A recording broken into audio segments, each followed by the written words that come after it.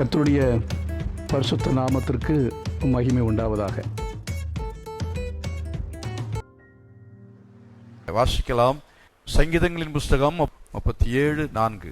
கர்த்தரிடத்தில் மனமகிழ்ச்சியாயிரு, கர்த்தரிடத்தில் மனமகிழ்ச்சியாயிரு, அவர் உன் இருதயத்தின் வேண்டுதல்களை உனக்கு அருள் செய்வார். கர்த்தரிடத்தில் மனமகிழ்ச்சியாயிரு, அவர் உன் இருதயத்தின் வேண்டுதல்களை உனக்கு அவர் அருள் செய்வார். Take delight in the Lord and he will give you the desires of your heart. ஆங்கிலத்திலே விதமாய் சொல்லப்பட்டிருக்கிறது. கர்த்தரிடத்தில் மனமகிழ்ச்சியாயிரு, அவர் உன் இருதயத்தின் விருப்பங்களை உனக்கு அருளிச் செய்வார். தமிழிலே கர்த்தரிடத்தில் மனமகிழ்ச்சியாயிரு, இருதயத்தின் வேண்டுதல்களை உனக்கு அருளிச் செய்வார். நம்முடைய வேண்டுதல்கள் எவைகள் என்றால், இருதயத்தின் விருப்பங்கள், இருதயத்தில் இருக்கிறதான ஆசைகள், விருப்பங்களை நாம் என்ன செய்கிறோம்? அவைகள் நிறைவேறுவதற்காக ஜெபிக்கிறோம். நாம் விதமாய் ஜெபிக்கும் பொழுது கர்த்தர் நம்முடைய இருதயத்தின் வேண்டுதல்களை அவர் நமக்கு தருகிறவராய் இருக்கிறார். கரங்களை வைத்து கர்த்தரை மகிமைப்படுத்துவோமா? அல்லேலூயா. ஒரு நிமிஷம் கையில் வைத்து ஜெபம் பண்ணுவோம். ஆண்டவரே, இந்த நாள்லேயும் கர்த்தாவே, நீர் எங்களோடு கூட பேசும்படியாய் கேட்கிறோம். உம்முடைய வார்த்தைகள், வசனங்கள் எங்கள் ஒவ்வொருவரும் உயிர்ப்பிப்பதாக. இயேசுவின் நாமத்தில் பிதாவே, ஆமென். ஆகவே நம்முடைய இருதயத்தின் விருப்பமாக இருந்தாலும் சரி, இருதயத்தின் வேண்டுதலாக இருந்தாலும் சரி, இவைகள் எல்லாவற்றையும் தேவன் நமக்கு அவர் நிறைவேற்றுகிறவர்.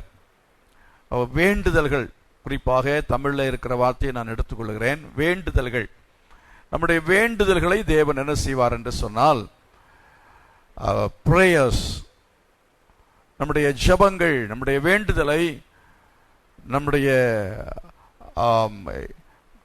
என்னென்ன ஜெப காரியங்கள் கர்த்தருடைய சமூகத்தில் கேட்கிறோமோ எல்லாவற்றையும் தேவன் நமக்கு அருளிச் செய்வார் என்று வேதம் சொல்கிறது.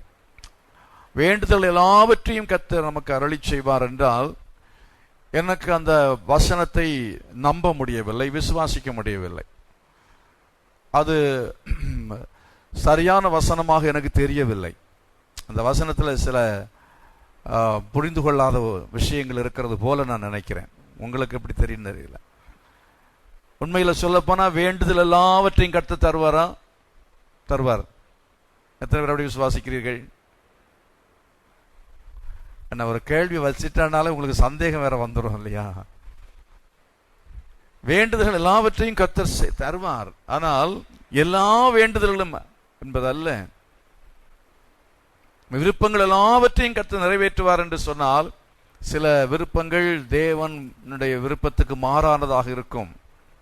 தேவனுடைய விருப்பத்துக்கு மாறானவைகளை கர்த்தர் நமக்கு தர முடியாது. நமக்கு நல்லா குடிக்கணும்னு திடீர்னு ஆசை வந்துச்சு. ஆண்டோட கேட்குறோம், ஆண்டவரே எனக்கு ஒரு ஒயின் பாட்டில் வேணும் இப்போ.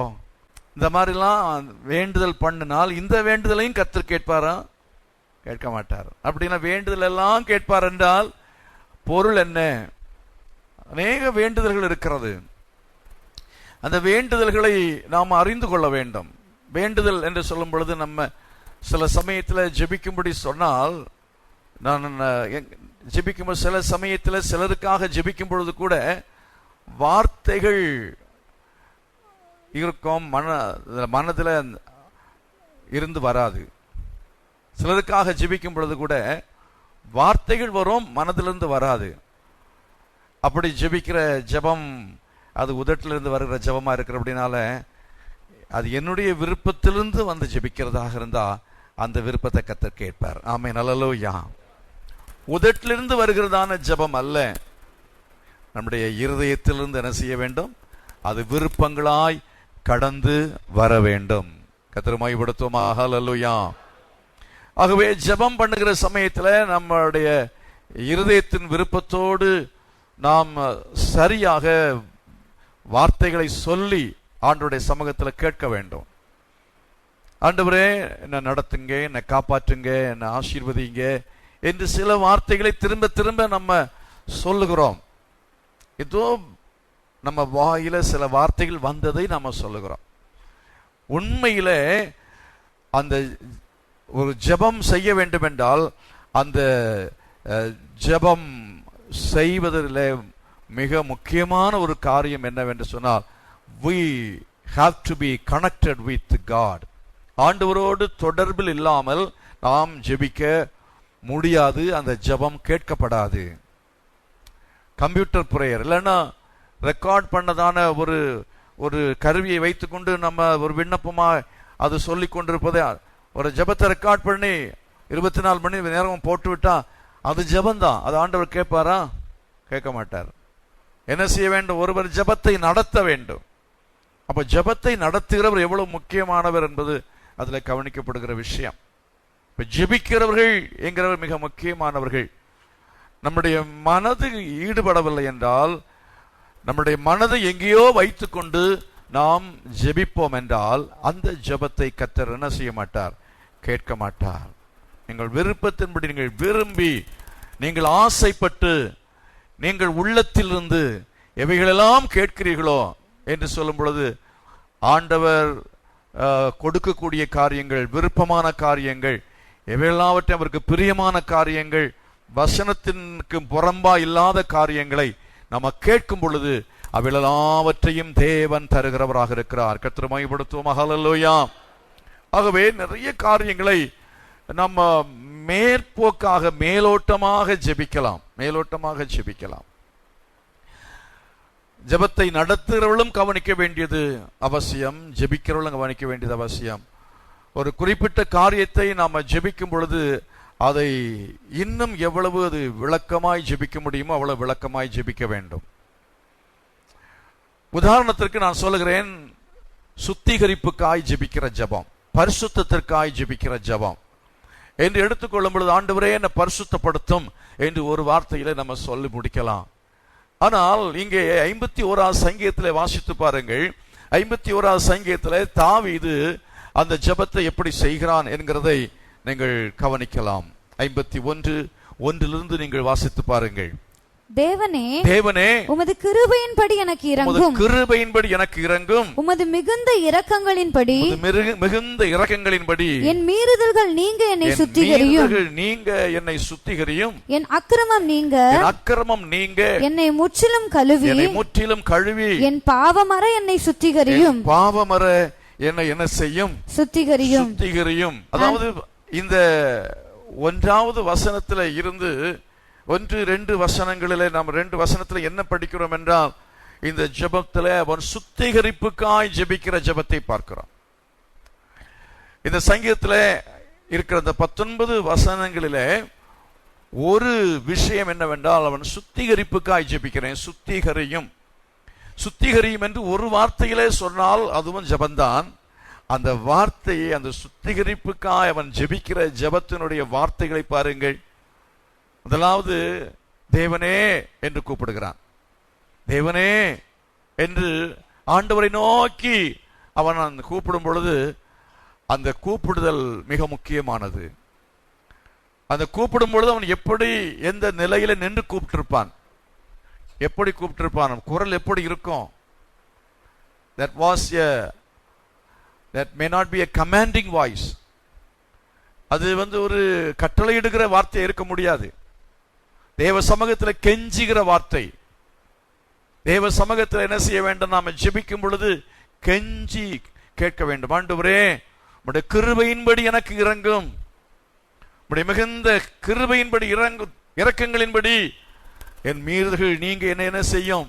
சுத்திகரியும் என்று சொல்லி தேவ சமூகத்திலே அவன் ஒருவேளை அவன் கண்ணீரோடு ஜெபித்திருக்க கூடும்.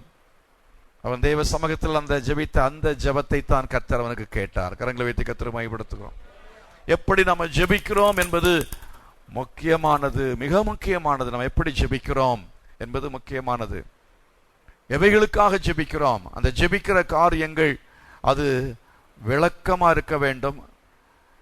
கீழே நாம் படிக்கிறோம் 3வது வசனத்தை அவன் சொல்லி, என் மீறுதல்களை நான் அறிந்திருக்கிறேன், என் பாவம் எப்பொழுதும் எனக்கு முன்பாக இருக்கிறது என்று சொல்லுகிறான். அப்படி என்று சொன்னால் அதனுடைய அர்த்தம் என்ன? அவன் அதை உணர்கிறான். he felt. அதாவது அதை உணர்ந்து ஜெபிக்கிறதை பார்க்கிறோம். உணர்ந்து ஜெபிக்கிறான். ஆகவே நம்முடைய ஜெபத்துல நம்ம தவறுகளை உணர்ந்து ஜெபிக்க வேண்டியது அவசியம். சுத்திகரியும் என்று சுத்திகரிப்புக்காக ஜெபிக்கிற ஜெபம். பிரதானமாய் நாம வேண்டுகிற வேண்டுதல் எல்லாம் சுத்திகரிப்புக்காக வேண்டுகிற வேண்டுதல் எல்லாவற்றையும், நம்முடைய ஆவிக்குரிய ஜீவியத்துக்கு அடுத்த காரியங்களுக்காக வேண்டுகிற வேண்டுதல்கள் பிரதானமாக இருக்க வேண்டும். அவைகள் எல்லாவற்றையும் கர்த்தர் கேட்கிறவராய் இருக்கிறார். ஆமென், ஹல்லேலூயா. ஆகவே நம்ம பிரதானமான ஜெபம் என்ன, நம்முடைய ஆசை பிரதானமா இருக்க வேண்டியது என்னவென்றால் பரிசுத்தம். ஆமென், ஹல்லேலூயா. என்னை சுத்திகரியும் ஆண்டவரே, என்னை பரிசுத்தப்படுத்தும் ஆண்டவரே, இது நம்முடைய பிரதானமான விருப்பமா இருக்கட்டும். அந்த விருப்பங்கள் எல்லாவற்றையும் கர்த்தர் என்ன செய்வார், நிறைவேற்றுவார். விசுவாசிக்கிறீங்களா? சுத்திகரிப்புக்கான ஜெபம், வேண்டுதல் என்னெல்லாம் செய்கிறோமோ அவள் எல்லாவற்றையும் கர்த்தர் அவர் கேட்கிறவராய் இருக்கிறார். அவன் உணர்ந்து ஜெபி, பாவத்தை அவன் உணர்ந்து அவன் ஜெபிக்கிறதை பார்க்கிறோம். பாவ உணர்வு அவன் அடைந்ததினாலே அவன் அந்த ஜெபத்தை செய்கிறான். ஒரு தேவையை நாம் உணர்கிறோம், தேவையை உணராமல் ஜெபிக்க முடியாது. அதே போல இங்கே அவன் பாவத்தை உணர்ந்து அவன் ஜெபிக்கிறதை பார்க்கிறோம். இந்த பாவ உணர்வு அவனுக்கு எப்பொழுது ஏற்பட்டது என்பதை நாம் கவனிக்கும் பொழுது 51ஆம் சங்கீதத்திலே நாம் மேலே இந்த தலைப்பை பாருங்கள். அங்கே இப்படி சொல்லப்பட்டு கொடுக்கப்பட்டு அந்த பிராக்கெட்ல போட்டிருக்கோம் பாருங்க. மேலே 1ஆம் வசனத்துக்கு மேலே கொடுக்கப்பட்டிருக்கிற அந்த பகுதியை வாசிக்கலாம். பத்சேபாள் இடத்தில் தாவீது பாவத்துக்கு உட்பட்ட பின்பு நாத்தான் தீர்க்கதரிசி அவனிடத்தில் வந்து அவன் பாவத்தை உணர்த்தின போது பாடி அவன் உணர்ந்தான். அது வரையிலையும் அவன் பாவத்தை உணரவும் இல்லை, அதற்காக அவன் ஜெபிக்கவும் இல்லை என்று தான் விளங்குகிறது. ஆகவே பாவ உணர்வு அடையாமல் சுத்திகரிப்புக்காக பரிசுத்தத்திற்காக நாம் ஜெபிக்கவே முடியாது. நாம் வேண்டிக் கொள்ள வேண்டும் என்றால் நாம் பாவத்தை என்ன செய்ய வேண்டும், உணர வேண்டியது அவசியமாக இருக்கிறது. பாவத்தை எப்போது உணர்வோம்? பாவத்தை நாம் உணர வேண்டும் என்றால் யாராவது நமக்கு என்ன செய்ய வேண்டும், அதை எடுத்து சொல்ல வேண்டும், அதை சுட்டி காட்ட வேண்டும். இவன் அதை சுட்டி காட்டுவர். யாராவது பாவத்தை எடுத்து சுட்டி காட்டினால் அதை உடனே உணர்ந்து விடுகிறவர்களாய் எத்தனை பேர் இருக்கிறீர்கள்? கணவன்மாருக்கு கேட்கிறேன், உங்க மனைவிமார் உங்களுடைய பாவங்களோ ஒரு தவறுகளோ குறைகளோ குற்றங்களோ எதையா இருந்தாலும் சரி, மனைவிமார் சொன்னால் எத்தனை பேர் கணவன்மார் உடனே ஆமா நீ சொல்றது சரிதான், நான் பரத்துக்கு விரோதமாக உனக்கு விரோதமாய் பாவம் செய்தேன் அப்படின்னு யாரும் சொல்ல போறதில்லை. எந்த ஒரு தவற மனைவி இருந்தாலும் அதை அவர்கள் உடனடியாக அறிக்கை செய்ய மாட்டார்கள். உடனே என்ன செய்வார்கள், நான் அப்படி செய்யவே இல்லை என்று நாம் நம்முடைய தவறுகளையும் பாவங்களையும் யாராவது நம்மிடத்தில் சுட்டி காட்டினால் நாம் அதை என்ன செய்வோம், மறைப்போம். ஆகவே தான் வேதம் சொல்கிறது, தன் பாவங்களை மறைக்கிறவன் வாழ்வடைய மாட்டான், அவையில் அறிக்கை செய்து விட்டு விடுகிறவனோ இரக்கம் பெறான். பாவம் செய்கிறவன் வாழ்வுடைய மாட்டான் சொல்லவில்லை, தன் பாவங்களை மறைக்கிறவன் வாழ்வுடைய மாட்டான், அவைகளை அறிக்கை செய்து விட்டு விடுகிறவனோ இரக்கம் பெறுவான் என்று சொல்லப்பட்டிருக்கிறது. அப்படினால பாவத்தை நாம் உணர வேண்டும் என்றால் யாராவது உணர்த்த வேண்டும். பிள்ளைகளிடத்தில் தவறுகள் வருகிறது, அவனிடத்துல பாவம் என்று சொன்னால் என்ன, அதாவது தேவனுடைய பிரமாணங்களை மீறுகிறதான காரியங்கள், கீழ்ப்படியாமை வருகிற பாவம், நிறைய விஷயங்கள் இருக்கிறது. ஆகவே கீழ்ப்படியாமை முதலாவது பாவம் என்ன, கீழ்ப்படியாமை. அதுக்கு முன்னால தூதர்கள் செய்த பாவம் என்ன, பெருமை. ஆகவே கீழ்ப்படியாமை என்கிற பாவம் பெரிய பாவம், பெருமை என்பது பெரிய பாவம். அது நிமித்தமாய் தூதர்கள் என்ன செய்தார்கள், கீழே விழுந்தார்கள் என்று பார்க்கிறோம். காரணம் என்ன? இவைகள் எல்லாவற்றுக்குமே காரணம் பாவத்தை அவர்கள் மறைத்ததுதான் காரணமே தவிர அவர்கள் பாவம் செய்ததல்ல, பாவத்தை அவர்கள் மறைத்தார்கள். பிள்ளைகளிடத்தில் பெற்றோர் பாவத்தை சுட்டி காட்டினாலும் சரி, இல்லை விசுவாசிகளுடைய தவறுகளை ஒரு ஊழியக்காரர் எடுத்து சொன்னாலும் கூட அதை எத்தனை பேர் நாம் உணர்கிறோம், உணர்ந்து ஆண்டவரே நம்முடைய கிருபையின்படி எனக்கு இறங்கும், என்னை சுத்திகரியும் என்று சொல்லி எத்தனை பேர் வேண்டிக் கொள்கிறார்கள்? இல்லை. தேவ சமூகத்துக்கு வரும்பொழுது எத்தனை பேர் நாம் பரிசுத்தத்துக்காக ஜெபிக்கிறோம், பாவ மன்னிப்புக்காக நம்ம ஜெபிக்கிறோம். பிரசங்கத்தின் மூலமா எத்தனை பேர் உணர்த்தப்படுகிறோம்? தேவனுடைய வார்த்தையின் மூலமாய் நாம உணர்த்தப்பட உடனே என்ன சொல்லுவோம்? பாஸ்டருக்கு யாரா சொல்லி இருப்பாங்க, ஆகவே எனக்காகவே இன்றைக்கு நல்லா போடுன்னு போட்டாரு, யாரோ சொல்லி கொடுத்துருக்குறாங்க, அப்படிதான் போவோம். ஆனா இங்க என்ன நடந்தது தெரியுமா?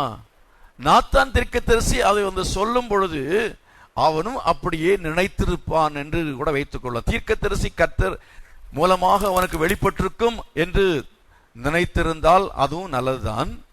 அப்படி அவன் நினைத்திருப்பானோ என்கிறத விட ஒரு விஷயம் என்ன தெரிகிறது என்றால், ஊருக்கு தெரிந்து விட்டது, உலகத்துக்கு தெரிந்து விட்டது, அல்லாவிட மனுஷனுக்கு தெரிந்து விட்டது.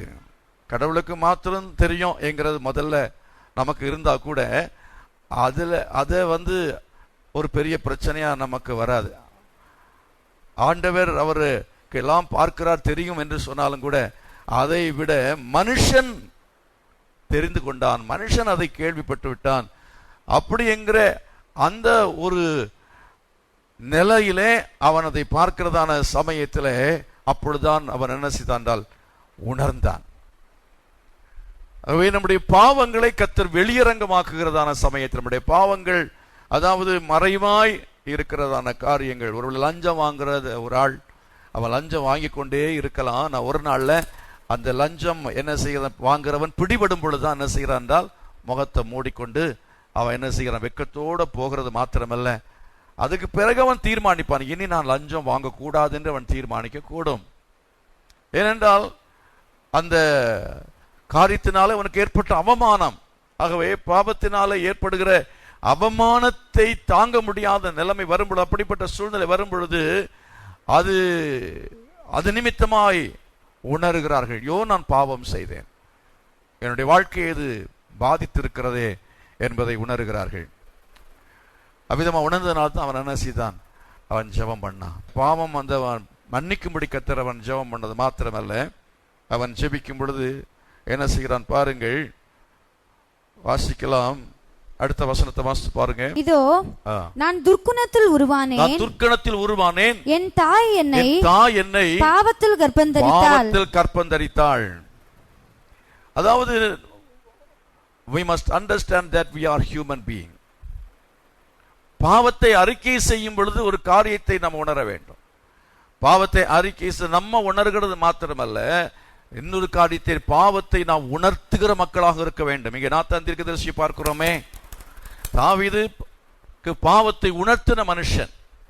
ஆகவே நாம பாவத்தை உணர்த்துகிற மக்களாகவும் நாம் இருக்க வேண்டியது அவசியமாக இருக்கிறது. ஹல்லேலூயா. நாம் மனுஷர்களாக இருந்தாலும் மற்ற மக்களுக்கு நாம் பாவத்தை என்ன செய்ய முடியும்? உணர்த்த முடியும். ஒரு தீர்க்கதரிசியாக, ஒரு போதகராக, ஒரு ஊழியராக, ஒரு விசுவாசியா இருந்து பாவத்தை உணர்கிறவர்களாய் நாம் இருக்க வேண்டும். ஏசாயாவை பாருங்கள், அவன் பாவத்தை என்ன செய்தான்? உணர்ந்தான். என்ன பாவம்? ஐயோ நான் அசுத்த உதடுகள் உள்ளவன் என்று தன்னுடைய வாயினாலே வருகிற பாவம், அதை அவன் உணர்ந்தான். அது காரணமாக இருந்தது என்ன? அசுத்த உதடுகள் உள்ளவர்கள் மத்தியில் நான் வாசம் பண்ணுகிறவன் என்று சொல்லி அதை உணர்ந்தான். உணர்ந்து அவன் அறிக்கை செய்தான். தீர்க்கதரிசி தான், ஆனாலும் தன் பாவத்தை உணர்ந்தான். நாம் என்ன நினைக்கணும்? நம்ம வந்து ஹியூமன் பீயிங்கா தான் இருக்கிறோம், நம்ம இடத்துல பாவம் இருக்கிறது, நம்ம வந்து மனுஷர்கள் தான் அப்படிங்கிறது நம்ம என்ன செய்ய வேண்டும்? உணர வேண்டும்.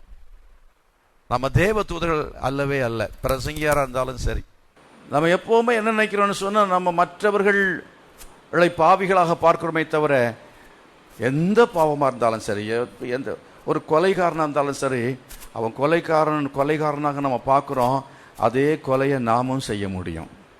சூழ்நிலைகள் வந்தால் அதே தவறை நாமும் செய்ய முடியும் என்கிறதுனாலே நாம் பாவம் செய்கிற நபர்களை அற்பமாய் நினைக்காமல் இருப்போமாக.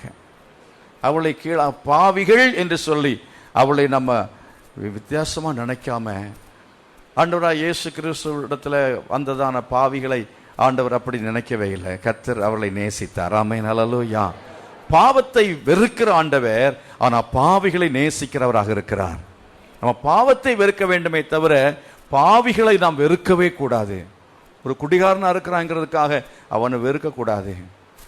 ஒரு லஞ்சம் வாங்குறவனாக இருக்கலாம், எந்த பாவத்தை செய்கிற நபராக, கொலைகாரனாக இருக்கலாம், சிறைச்சாலையில் கிடக்கிறதான ஆட்களை நாம் போய் சந்திக்க வேண்டும். போய் சந்தித்து அவர்களுக்கு பாவத்தை உணர்த்தும்படியான கிருபைகளை கர்த்தர் நமக்கு தருவாராக. நாம் பாவி என்பதை உணரணும்.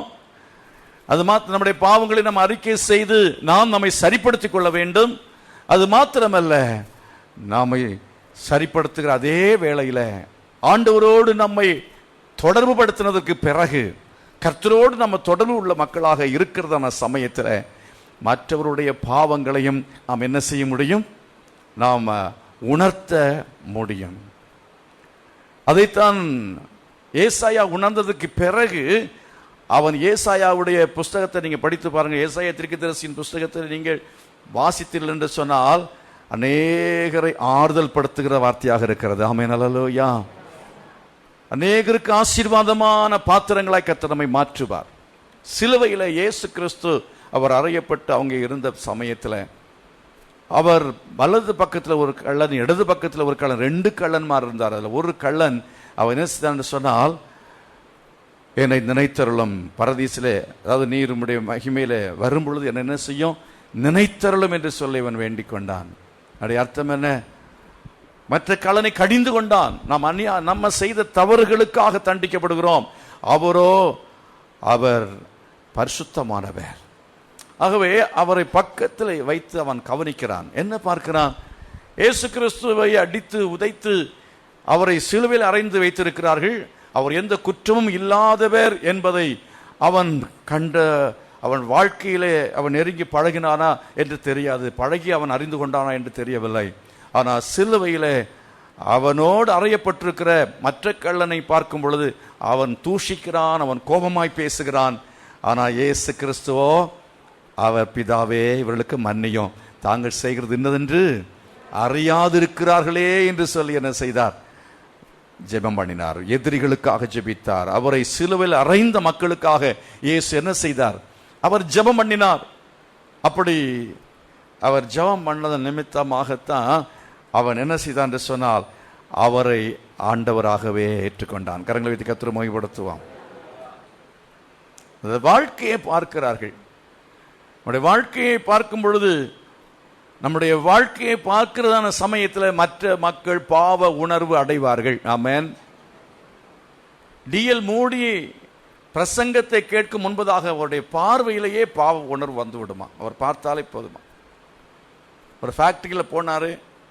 போகிறதான சமயத்தில் அவருடைய பார்வையிலேயே அங்கே இருந்த மக்கள் எல்லாரும் பாவ உணர்வு அடைந்து அழுதார்கள். ஆகவே நம்மை பார்க்கும் பொழுது, நம்முடைய தோற்றத்தை பார்க்கும் பொழுதே, நம்மை பார்க்கிற சமயத்திலேயே இன்னொருவருக்கு பரிசுத்தமாக வேண்டும் என்கிற எண்ணத்தை கர்த்தர் கொடுக்கக்கூடிய அளவுக்கு தேவன் நம்மை மாற்ற வேண்டும். கரங்களை தேவ சம்மத கேட்ப ஆண்டவரே, என்னை பார்க்கிற பிள்ளைகளுக்கு என்ன செய்ய வேண்டும் என்றால் பாவ உணர்வு வர வேண்டும். என்னை பார்க்கிறதான குடும்பத்தில் அங்கத்தினர்களுக்கு பாவ உணர்வு வர வேண்டும். என்னை பார்க்கிறதான என் பக்கத்து வீட்டில் இருக்கிற நபருக்கு பாவ உணர்வு வர வேண்டும் என்று நம்ம கேட்போம். நம்முடைய ஜபங்கள் எல்லாவற்றையும் அவர் பதில் தருவார். ஆமென், அல்லேலூயா. எத்தனை பேர் விசுவாசிக்கிறீர்கள்? நம் மூலமாக நம்ம சுவிசேஷத்தை சொல்ல வேண்டும் என்கிற அது கூட அவசியப்படாது. தேவைப்பட்டால் நாத்தான் தீர்க்கதரிசியை போல போய் நம்ம சொல்லணும். நாத்தான் தீர்க்கதரிசி பக்குவமாக எடுத்து சொன்னது போல நாம் பாவத்தை உணர்த்தும்படி தேவன் நமக்கு உதவி செய்வாராக. அவனுடைய ஜபத்தில் அவன் 5ஆம் வசனத்தில் படிக்கிறான், இதோ நான் துர்க்குணத்தில் உருவானேன், என் தாய் என்னை பாவத்தில் கற்பந்தரித்தாள். ஆகவே ஒன்றை நாம் மறந்து போகக்கூடாது. நம்ம எந்த நேரத்திலையும் விழுந்து போக வாய்ப்புண்டு. நம் மனுஷர்கள், நம் மனுஷிகமாக இருக்கிறோம் என்கிறதை குறித்து கவனமாக இருக்க, எச்சரிக்கையாக இருக்க கர்த்தர் உதவி செய்வாராக. ஆண்டவரே, நான் ஒரு மனுஷனாக இருக்கிறேன், உம்முடைய கிருபை இல்லாமல் என்னால் பரிசுத்தமாய் ஜீவிக்க முடியாது என்கிற எனக்கு நானே முடியும். என் தாத்தா காலத்தில் கிறிஸ்தவர்களாக இருக்கிறாங்க, ஆகவே நான் பரிசுத்தவானா ஜீவிக்க முடியும், பாவம் செய்யாமல் இருக்க முடியாது. தாத்தா ஒரு பரிசுத்தவானா இருந்திருப்பார், அதனால தான் பரிசுத்தவனாக வாழ முடியாது. எல்லாருமே நம்ம மனுஷர்கள் தான். இந்த மாம்ச சரீரம் பாவத்துக்குரியதாய் இருக்கிறது. 51ஆம் சங்கீதத்தில் நீங்கள் வாசிக்கிற சமயத்தில் 18ஆம் வசனத்தை வாசிக்கலாம். சீயோனுக்கு உமது பிரியத்தின்படி நன்மை செய்யும், பிரியத்தின்படி நன்மை செய்யும். எருசலேமின் மதில்களை கட்டுவீராக, எருசலேமின் மதில்களை கட்டுவீராக. அவன் ஜெபிக்கிறான். சுத்திகரியும் என்பது ஒரு ஜெபம். அடுத்த ஜெபம் என்ன தெரியுமா? ஆண்டவரே, என்னை சுத்திகரிக்கிறது மாத்திரமல்ல, பாவத்தினாலே வந்த எல்லா விதமான விளைவுகளையும், அதனால என்னுடைய வாழ்க்கை பாதிக்கப்பட்டிருக்கிறது என்கிற அந்த பாதிப்பை உணர்ந்தான். நம்ம வாழ்க்கையில பாவத்தை உணர்ந்து அறிக்கை செய்கிறது மாத்திரமல்ல, அந்த பாவத்தினாலே ஏற்பட்ட விளைவுகளை அறிந்து என்னென்ன காரியங்களை இழந்திருக்கிறோம், எவைகளை நாம் மறுபடியும் எடுத்து கட்ட வேண்டும், மறுபடியும் எவைகளை நாம் பெற்றுக்கொள்ள வேண்டும் என்கிறது என்ன செய்ய வேண்டும்? உணர வேண்டியது அவசியமாக இருக்கிறது. அதை உணர்ந்தபடினால தான் அவன் 51ஆம் சங்கீதத்தில் 8வது வசனத்தில் இப்படி சொல்கிறான், நான் சந்தோஷமும் மகிழ்ச்சியும் கேட்கும்படி செய்யும். அப்படி என்றால் அவன் எதை இழந்திருக்கிறான்? சந்தோஷத்தையும் மகிழ்ச்சி இழந்து போயிருக்கிறான். பாவத்தின் நிமித்தமாய் அவன் சந்தோஷத்தை இழந்தான், மகிழ்ச்சியை இழந்தான். அதுக்காக ஜெபிக்கிறான். உங்கள் இருதயத்தின் வேண்டுதல் எல்லாவற்றையும் கேட்கிற கர்த்தர் உங்களை சுத்திகரிக்கிறது மாத்திரமல்ல, ஆண்டவர் இழந்து போனதான அந்த சந்தோஷத்தையும் மகிழ்ச்சியும் திரும்ப ஆண்டவர் நிச்சயமாய் தருவதற்கு வல்லமுள்ளவராக இருக்கிறார். எத்தனை பேர் விசுவாசிக்கிறீர்கள்? ஆண்டவரே, நீர் எனக்கு இழந்து போன சந்தோஷத்தை மகிழ்ச்சியும் எனக்கு திரும்ப தருவீராக. இன்னும் அவன் இதற்காக ஜெபிக்கிறான் பாருங்கள். 51ஆம் சங்கீதத்தில் 8வது வசனம் படிங்க. நான் சந்தோஷமும் மகிழ்ச்சியும் கேட்கும்படி செய்யும், சந்தோஷமும் மகிழ்ச்சியும் கேட்கும்படி செய்யும். அப்பொழுது நீர் நொறுக்கின எலும்புகள் என்ன செய்யும்? களி கூறும் என்று சொல்கிறான். பாவத்து நிமித்தமாய் என் வாழ்க்கையிலே ஆண்டவரே ஆரோக்கியத்தை இழந்திருக்கிறேன். பாவம் என்ன செய்யும்? ஆரோக்கியத்தை இழக்க செய்யும். உன்னுடைய எலும்புகள் ஆரோக்கியம் இழந்து போய்விட்டேன், சரீரம் பாதிக்கப்பட்டிருக்கிறது, ஆண்டவரே எனக்கு ஆரோக்கியத்தை தாரும் என்று சொல்லி அவன் கேட்கிறான். அப்படி என்றால் பாவம் செய்யும் பொழுது நம்ம எவைகள் இழந்து போகிறோம்? சந்தோஷத்தை, மகிழ்ச்சி இழந்து போகிறோம்.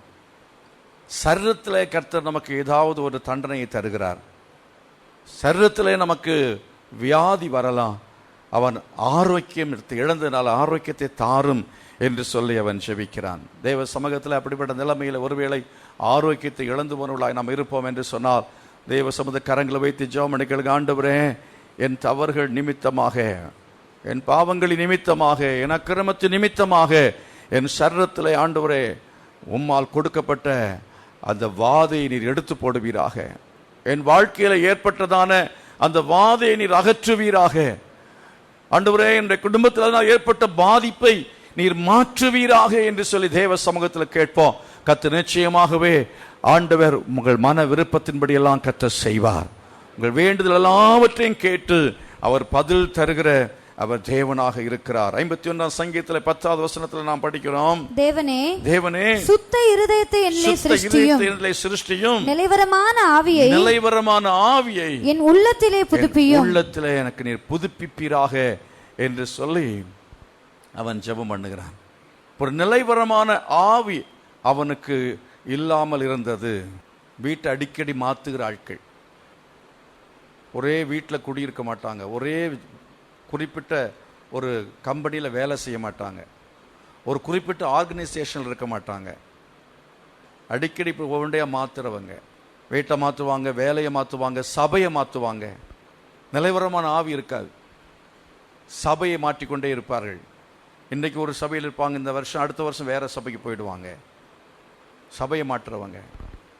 அதே போல் கணவனை மாற்றலாம், மனைவி மாற்றலாம், அப்படியே மாற்றிக்கொண்டே இருக்கிற அந்த ஒரு ஆவி. கர்த்தர் உடைய சமூகத்தில் அவன் ஜெபிக்கிறான், ஆண்டவரே எனக்கு ஒரு நிலைவரமான ஆவியை தருவீராக, நிலைவரமான ஆவியை தருவீராக. கரங்களை வித்தியாசம் சமைச்சவன், ஆண்டவரே ஒரு நிலைவரமான ஆவியை தருவீராக. நான் இருக்கிற இடத்துல let me have a contentment in my life. என்னுடைய வாழ்க்கையிலே ஆண்டவரே ஒரு மன ரம்யத்தை தருவீராக. ஆண்டவரே என்னுடைய வாழ்க்கையில் ஆண்டவரே ஒரு மன ரம்யத்தை தருவீராக. கேளுங்க ஆண்டவரே, நான் மனரம்யமாய் இருக்க உதவி செய்யும். நீர் எனக்கு கொடுத்தவைகளுக்காய் நான் துதித்து ஸ்தோத்திரம் பண்ணி அதில் நிலைத்திருக்கும்படியான கிருபை எனக்கு தருவீராக என்று சொல்லி கேட்போம். சிலர் தங்களுடைய கேரியரை மாற்றிக்கொண்டே இருப்பார்கள். படித்து முடித்த பிற்பாடு வேற படிப்புக்கு மாறுவார்கள். அப்படிப்பட்ட ஆட்கள் வாழ்க்கையில் வெற்றி பெறவே முடியாது. கர்த்தர் அப்படிப்பட்டதான ஆவியை கர்த்தர் மாற்றி நிலைவரமான ஆவியை கர்த்தர் ஒவ்வொருவருக்கும் இந்த வேளையில் தருகிறார். எத்தனை பேர் அதை விசுவாசிக்கிறீர்கள்? ஹல்லேலூயா. ஆண்டவரே, நிலைவரமான ஆவியை தரப்போறதுக்காய் ஸ்தோத்திரம் என்று சொல்லி கர்த்தரை மகிமைப்படுத்துங்கள். ஹல்லேலூயா. வாசித்த அந்த 18வது வசனத்தை திரும்ப நான் வாசிக்கலாம். சீயோனுக்கு உமது பிரியத்தின்படி நன்மை செய்யும், பிரியத்தின்படி நன்மை செய்யும். எருசலேமின் மதில்களை கட்டுவீராக. நம்ம ஜெபிக்க வேண்டிய ஒரு பிரதானமான கடைசிய காரியத்தை நான் சொல்லுகிறேன். அதாவது இவனுடைய மதில்கள் எல்லாம் இடிந்து போனது. வாழ்க்கையில் சந்தோஷத்தை இழந்தான், சமாதானத்தை இழந்தான், நிலைவரமான ஆவி இழந்தான், தேவ சமூகத்தை அவன் இழந்து போனான். அநேக நன்மைகளை நம்முடைய கிருபையின்படி எனக்கு நன்மை செய்யும் என்று 51:18 ஜெபிக்கிறான். நம்முடைய கிருபையின்படி, நம்முடைய தயவின்படி, நம்முடைய இரக்கத்தின்படி எனக்கு நன்மை செய்யும். அநேக நன்மைகளை இழந்து போனான். இதே நிலைமையைத்தான், அனுபவத்தை தான் தாவீதுடைய வாழ்க்கையில் அல்ல, ஒவ்வொருடைய வாழ்க்கையிலும் இப்படித்தான் நாம் பார்க்கிறோம். ஆதி மனிதனாகிய ஆதாம் ஏவாளுடைய வாழ்க்கையிலும் இதுதான் சம்பவித்தது. ஆதாமுடைய வாழ்க்கையிலும் ஏவாளுடைய வாழ்க்கையிலையும் பாவம் பிரவேசித்ததான சமயத்தில் அவர்கள் என்ன செய்தார்கள்? கடைசியாக ஏதேனை இழந்து போனார்கள். ஏதேனை இழந்து அவர்கள் அந்த ஏதேன் தோட்டத்துக்கு வெளியேற்றப்பட்டார்கள். ஆண்டவர் ஏதேன் தோட்டத்தை விட்டு வெளியேற்றின பிறகு அவர்கள் சாபத்தோடு வாழ்ந்தார்கள். சரீரத்தில் அவர்களுக்கு ஆண்டவர் பயங்கரமான துன்பங்களையும் கஷ்டங்களையும் அனுபவிக்கும்படியான சாபத்தை கொடுத்தார் என்பதை 3ஆம் அதிகாரத்தில் நம்ம படிக்க முடியும். 3ஆம் அதிகாரத்தில் ஆதியாகமத்தின் புஸ்தகத்தில் வாசிக்கிறீர்கள். முள்ளும் குறுக்கும் உழைக்கும் என்று கர்த்தர் சொன்னார். நீ வேர்வை சிந்தி என்ன செய்வாய்? பாடுபடுவாய். ஆனாலும் அதன் பலனை என்ன செய்ய மாட்டாய்? அனுபவிக்க மாட்டாய் என்று கர்த்தர் சொன்னார். வாசித்து பாருங்கள். 3ஆம் அதிகாரத்தில் 15வது வசனம் சொல்கிறது, உனக்கும் ஸ்திரீக்கும் உன் வித்துக்கும் முன் அவள் வித்துக்கும் பகை உண்டாக்குவேன் என்று சொன்னார். அதுல சொல்லப்பட்டிருக்கிற வார்த்தையின்படி பகைமை என்பது அதற்கு பிறகுதான். சாத்தான் மட்டுமல்ல, சாத்தானுடைய கூட்டத்துக்கும் தேவனுடைய பிள்ளைகளுக்கும் இடையிலே எப்போதும் சண்டைகள் நடந்து கொண்டே தான் இருக்கிறது. ஆகவே பகைமை. அது மட்டுமல்ல, கீழே நீங்கள் வாசிக்கிற சமயத்தில் அவர் ஸ்திரியை நோக்கி, நீ கர்ப்பமதியா இருக்கும் பொழுது உன் வேதனை மிகவும் பெருக பண்ணுவேன், நீ வேதனையோட பிள்ளை பெறுவாய், உன் ஆசை உன் புருஷனை பற்றி இருக்கும், அவன் ஒன்றை ஆண்டு கொள்வான். இன்னும் 17வது வசனத்தில் படிக்கிறோம், நீ உயிருள்ள நாளெல்லாம் வருத்தத்தோடு அதன் பலனை என்ன செய்வாய்? புசிப்பாய். அது உனக்கு முள்ளும் குறுக்கும் முளைப்பிக்கும் வெளியின் பயிர் வகைகளை என்ன செய்வாய்? புசிப்பாய். நீ பூமியிலிருந்து எடுக்கப்பட்டபடியால் நீ பூமிக்கு திரும்பட்டும், உன் முகத்தின் வேர்வையால் ஆகாரம் புசிப்பாய், நீ மண்ணா இருக்கிறாய், மண்ணுக்கே திரும்புவாய் என்று கர்த்தர் சொன்னார். அது மட்டுமல்ல, அதற்கு பிறகு நீங்கள் படிக்கிறோம் 23ல் ஆண்டவர் அவன் எடுக்கப்பட்ட மண்ணை பண்படுத்த தேவனாய் கர்த்தர் அவனை ஏதேன் தோட்டத்திலிருந்து அனுப்பிவிட்டார் என்று சொல்லி பார்க்கிறோம். அவர் மனுஷனை துரத்தி விட்டு என்று அடுத்த வசனம் சொல்கிறது, ஜீவ வருஷத்துக்கு போகிற வழியை அவர் காவல் பண்ணினார். தேவனுடைய ஆசீர்வாதங்களை, பிரசன்னத்தையும் எல்லா நன்மைகளையும் அவன் இழந்து போனான். இப்போ கடைசியா நான் ஒரு காரியத்தை சொல்லி நான் முடிக்க விரும்புகிறேன். தாவீதாக இருக்கட்டும், தாவீது பக்தியான ஒரு மனுஷன், அவனுடைய வாழ்க்கையிலையும் பாவம் வந்தது. அதே போல ஆதாம் ஏவாளுடைய வாழ்க்கையிலையும் பாவம் வந்தது. அதே போல சிலுவை கள்ளன், அவனும் பாவியாக அங்கே சிலுவையில் அறையப்பட்டான். யோனாவை பாருங்கள், யோனாவும் தேவ சமூகத்தை விட்டு என்ன செய்தான்? விலகி போனான். அவனுடைய பாவம் என்ன? கீழ்ப்படியாமை என்கிற பாவம். ஆகவே எல்லாரும் பாவம் செய்து தேவ மகிமையற்றவர்களாகி என்று வேதம் சொல்கிறதே, எல்லாரும் பாவம் செய்து ஏகமாய் கெட்டு போனார்கள் என்று வசனம் சொல்கிறது. இந்த விதமாய் நாம் நம்முடைய வாழ்க்கையிலே நாம் தவறுகள் செய்து விடாமல் இருக்க, பாவங்கள் செய்யாமல் இருப்பதற்கு, நம்முடைய வாழ்க்கையை பரிசுத்தமாய் காத்துக்கொள்வதற்காக நாம் என்ன செய்ய வேண்டும்? எங்கே தவறு நடந்தது, ஏன், எதனாலே பிரச்சனை, எதனாலே வீழ்ச்சி, எதனாலே மனுஷன் பாவியாக மாறுகிறான், அப்படி வராமல் இருக்க வேண்டும் என்றால் என்ன தவிர்ப்பதற்காக என்ன செய்ய வேண்டும் என்கிறதை பார்த்து நம்ம முடிக்க போகிறோம். 2 அதிகாரத்தில் வாசித்து பார்க்கிற சமயத்தில் 17வது வசனத்தில் வாசிக்கிறோம், தேவனாகிய கர்த்தர், அதாவது 15ஆம் வசனத்தில் ஆதாமை அழைத்து கொண்டு வந்தது தோட்டத்தில் வைத்தார், பண்படுத்தவும் காக்கவும் வைத்தார் என்று சொல்லப்பட்டிருக்கிறது. ஏன் பாவம் பிரவேசித்தது என்று சொன்னால், அவன் விழிப்பா இல்லை, அவன் ஜாக்கிரதையா இல்லை. ஆகவே நம்முடைய வாழ்க்கையிலே விழிப்பா இருப்போம் என்றால், ஜாக்கிரதையா இருப்போம் என்றால், அநேக மதீனங்களிலிருந்து நம்ம காக்கப்பட முடியும், அநேக பாவங்களிலிருந்து நம்மை காக்க முடியும், அநேக தவறுகளிலிருந்து நம்ம வீழ்ச்சியிலிருந்து நம்மை காத்துக்கொள்ள முடியும். தேவ சமூக கரங்களை வைத்து கேட்ப, ஆண்டவரே நான் ஜாக்கிரதையா இருக்கணும்ப்பா, விழிப்பா இருக்கும்படி கிருபை செய்வீராக. ஒவ்வொரு காரியத்திலையும் நான் விழிப்பா இருக்க, கவனமா இருக்க எனக்கு உதவி செய்யும் என்று சொல்லி கேட்போம். ஹல்லேலூயா. கர்த்தர் அவனை பண்படுத்தும்படியாய் வைத்தார் என்று சொல்லி இருக்கிறது. பண்படுத்தும்படியாய் வைத்தார் என்றால், நம்ம சோம்பேறியா இருந்தால் பாவம் நம்முடைய வாழ்க்கையில் என்ன செய்யும்? பிரவேசிக்கும். எங்க சோம்பல் நமக்கு வருகிறது? முதல்ல நம்முடைய ஆவிக்குரிய வாழ்க்கையை நாம் பண்படுத்த வேண்டும். ஆவிக்குரிய வாழ்க்கையை நாம் எப்போதும் சரிப்படுத்தி கொண்டே இருக்க வேண்டும். அதை சரிப்படுத்த தான் நான் சொன்ன பாருங்க, நம்ம தேவனோட தொடர்பை அடிக்கடி பிசாசு அவன் நம்ம இழந்து போகும்படி செய்வான். நம்முடைய வாழ்க்கை திரும்ப திரும்ப அசுத்தமாகிறதுக்கு வாய்ப்புகள் வருகிறது. அசுத்த உதடுகள் மத்தியில் வாசம் பண்ணுகிற மக்களாக இருக்கிறோம். ஆகவே நாம் மிகவும் கவனமாய் சில காரியங்களை செய்ய வேண்டும். ஜெபம் பண்ணுவதற்கு ஜாக்கிரதையா இருக்க வேண்டும். வேதத்தை வாசிப்பதற்கு நம்ம ஜாக்கிரதையாய் இருக்க வேண்டியது அவசியமாக இருக்கிறது. உபவாசித்து ஜெபிப்பதற்கு நாம் என்ன செய்ய வேண்டும்? ஜாக்கிரதையா இருக்க வேண்டியது அவசியம். ஜெபம், உபவாசம், வேத வாசிப்பு, இது எல்லாவற்றையும் நம்ம செய்யாமல் விட்டுவிட்டோம் என்று சொன்னால் இவனுடைய பிரச்சனை என்ன? ஆதாம் பண்படுத்துகிறதிலையும் காவல் காப்பதிலேயும் அவன் குறைவுபட்டது நிமித்தமாகத்தான் சாத்தான் தோட்டத்துக்குள் பிரவேசித்தான். அவன் வாழ்க்கையிலையும் மனைவியுடைய வாழ்க்கையிலையும் பாவம் பிரவேசித்தது. அவர்கள் எல்லாவற்றையும் இழந்தார்கள், நஷ்டமடைந்தார்கள். ஆகவே போன நஷ்டம் திரும்ப வருமா? வரும். திரும்ப நம்ம திருப்பிக் கொள்ள முடியும்.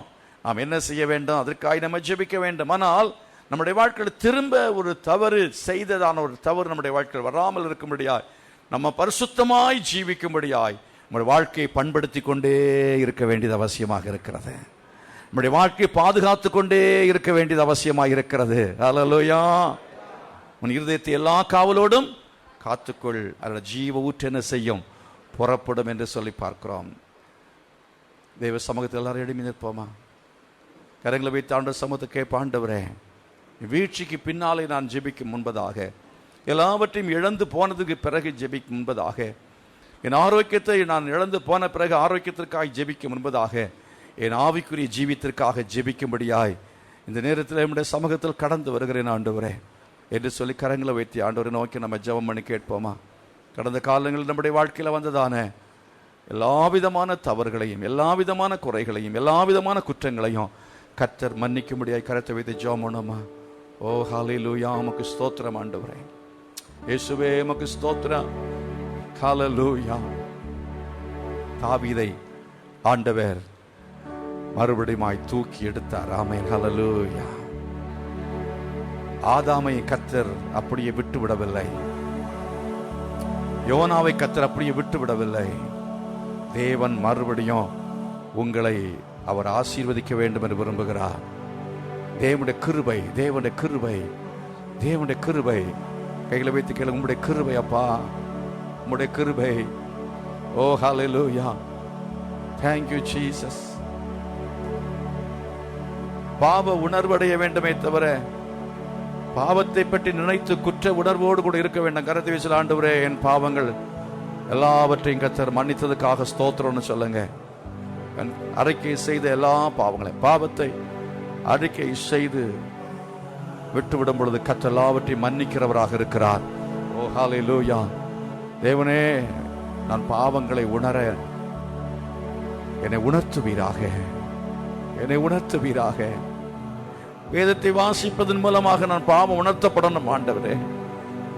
வசனங்களை கேட்கும் பொழுது நான் பாவம் உணர்த்தப்பட வேண்டும் ஆண்டவரே. தீர்க்கதரிசியின் மூலமாக நான் பாவம் உணர்த்தப்பட வேண்டும் ஆண்டவரே. மற்றவர்களுக்கு நான் பாவத்தை உணர்த்துகிற ஒரு கருவியா என்னை மாற்றும் ஆண்டவரே. நான் பாவத்தை உணரணும், மற்றவர்களுக்கும் பாவத்தை உணர்த்துகிற ஒரு மனுஷனா என்னை மாற்றுவீராக. ஓ ஹல்லேலூயா. தகப்பனே, என்னுடைய வாழ்க்கையில நான் ஒரு மனுஷன்தான், நான் மனுஷிகமாகத்தான் இருக்கிறேன். நான் பாவம் செய்ய ஏதுவான சூழ்நிலைகள் வரும் பொழுது பாவம் செய்துவிட முடியும் என்பதை உணர்ந்து கர்த்தாவே, நான் கவனமாய் இருக்க, ஜாக்கிரதையா இருக்க உதவி செய்யுங்க. மற்றவர்களை அற்பமாய் எண்ணி விடாமல் இருக்க உதவி செய்வீராக. மற்றவர்களை குறைவாய் பேசிவிடக் கூடாது ஆண்டவரே. ஓ ஹல்லேலூயா. நான் ஞானமாய் நடந்து கொள்ள உதவி செய்யும். ஜாக்கிரதையாய் கர்த்தாவை பேச உதவி செய்யும். மற்றவருடைய தவறுகளை கண்டிக்கும் பொழுது ஆண்டவரே, நான் தாழ்மையோடு அதை செய்யும்படி கர்த்தர் கிருபை செய்வீராக. எனக்குள்ளே பெருமை வரக்கூடாதப்பா. ஹல்லேலூயா. இயேசுவே, உமக்கு ஸ்தோத்திரம் ஆண்டவரே, உமக்கு ஸ்தோத்திரம் ஆண்டவரே, உமக்கு ஸ்தோத்திரம். தேவனை நோக்கி நம்ம கேட்போம் ஆண்டவரே, உடைய கிருபையின்படி எனக்கு இறங்குவீராக. பாவங்களை உணர்த்துவீராக, என் பாவங்களை உணர்த்துவீராக. ஓ, தவறுகளை உணர்த்துவீராக.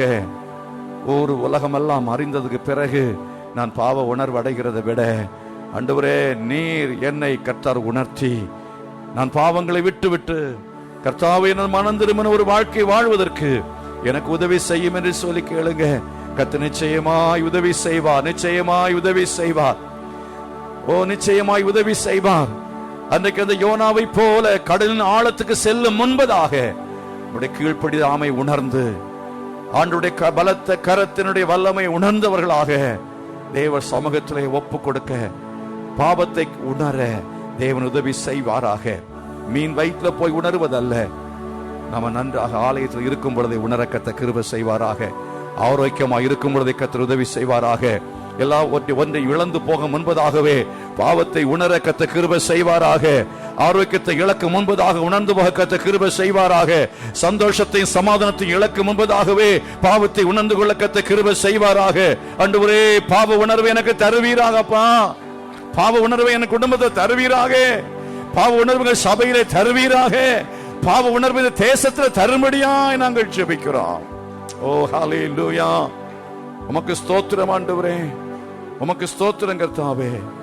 Thank you Jesus. Hallelujah. உமக்கு நன்றி, உமக்கு நன்றி ஆண்டவரே. உமக்காக நான் ஜீவிக்கிறேன் சொல்ற கரங்களை வைத்து சொல்லுங்க ஆண்டவரே. தினந்தோறும் நான் என்னை பண்படுத்தணும், தினந்தோறும் நான் என்னை காத்துக்கொள்ளணும், நான் ஜாக்கிரதையா இருக்கணும், நான் விழிப்பா இருக்க எனக்கு நீர் உதவி செய்வீராக. ஹல்லேலூயா. கரங்களை வைத்து எல்லாரும் ஆண்டு சமூகத்தில் இந்த கிருபையை பெற்றுக்கொள்வான். எஜமானனே, என் இயேசு ராஜனே, எண்ணமெல்லாம் ஏக்கமெல்லாம் உம் சித்தம் செய்வது தானே. உமக்காகத்தானே நான் வாழ்கிறேன், உம்மைத்தான் நான் நேசிக்கிறேன் ஆண்டவரே என்று சொல்லி தேவ சமூகத்தில் நம்ம எல்லாரும் கரங்களை வைத்து சொல்லுங்க. ஆண்டவரே, உமக்காக நான் வாழ, பாவத்துக்கு விலகி நான் ஜீவிக்கணும், பரிசுத்தமா நான் ஜீவிக்கணும், எனக்கு உதவி செய்யுங்க.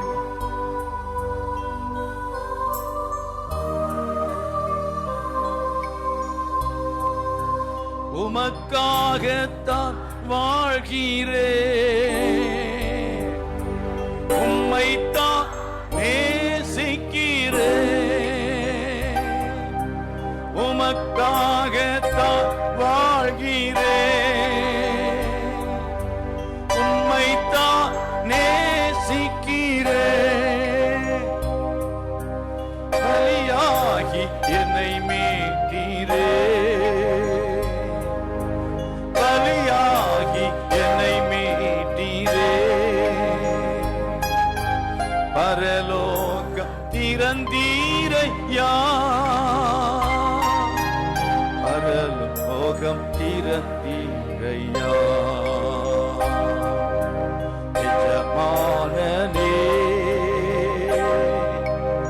என் இயேசு ராஜனே, எஜமானனே, என் இயேசு ராஜனே. எண்ணமெல்லாம் ஏக்கமெல்லாம் உம் சித்தம் செய்வதுதானே. என் எண்ணமெல்லாம் ஏக்கமெல்லாம் உம் சித்தம் செய்வதுதானே. எஜமானனே, எஜமானனே, என் இயேசு ராஜனே.